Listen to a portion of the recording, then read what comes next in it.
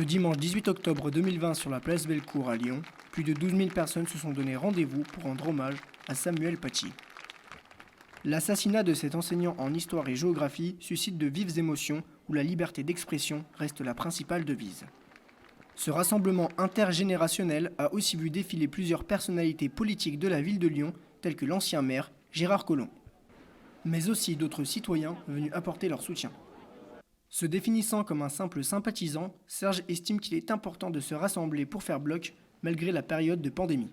Le désastre qu'il y a en ce moment, il faut que ça s'arrange d'une façon ou d'une autre. Puis la fraternité, puis se rassembler, se parler, se sourire et s'aimer. Du côté du corps enseignant, Christelle et Marie sont venues du département de l'Isère, le cœur lourd, la tête haute, pour manifester leur colère. Également pour mettre en avant la liberté de s'exprimer librement en France. On a vu qu'il y avait des rassemblements un petit peu de partout.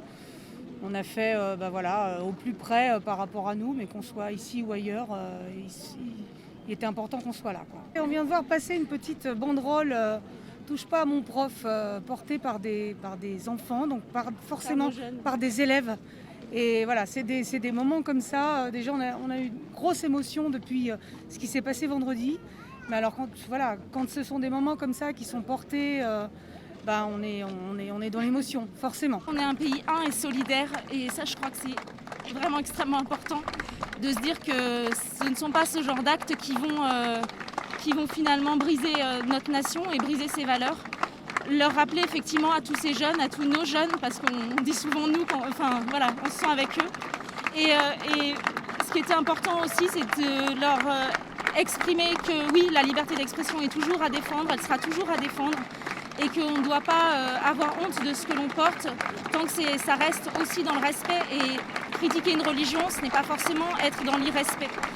Il en va de même pour Richard, professeur d'EPS, qui semble toutefois soucieux de l'avenir de la profession au vu de l'événement survenu vendredi 16 octobre dernier à Conflans-Sainte-Honorine.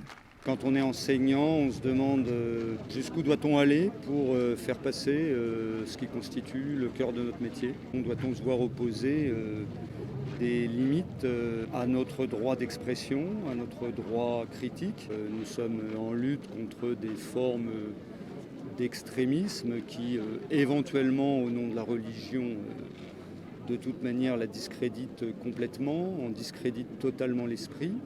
Au cœur de la manifestation, pas de drapeau de syndicat ni d'association à signaler. Un fait qui souligne alors que tous les Lyonnais sont unis dans ce combat face au terrorisme islamiste. Preuve à l'appui, pour Jérémy Jiménez, membre de l'association SOS Racisme, le constat est le même. Je suis choqué à chaque fois qu'il y a un progrès de ce militantisme-là, précis, qui vient dire vous n'avez pas le droit de. Vous pensiez avoir des libertés précédemment dues à un concept qui s'appelle la démocratie. Nous, on s'en fout de votre démocratie. On marche dessus et on va vous assassiner.